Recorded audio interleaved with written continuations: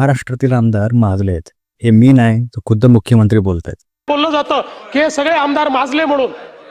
तर झालं असं की जेवण खराब मिळतं म्हणून संजय गायकवाडांनी कॅन्टीनमधल्या एका कर्मचाऱ्याला बेदम मारलं. काही दिवसांनंतर पडळकर आणि आव्हाडांचे कार्यकर्ते विधान भवनातच भिडले.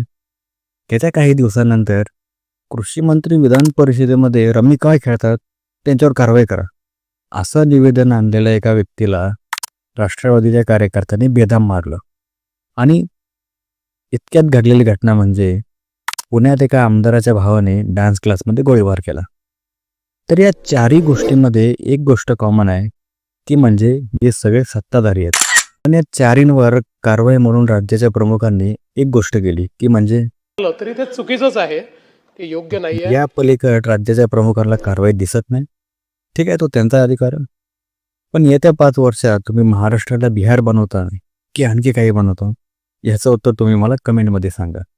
आणि तो व्हिडिओ आवडला असेल तर व्हिडिओला लाईक करा आणि चॅनलला सबस्क्राईब करा.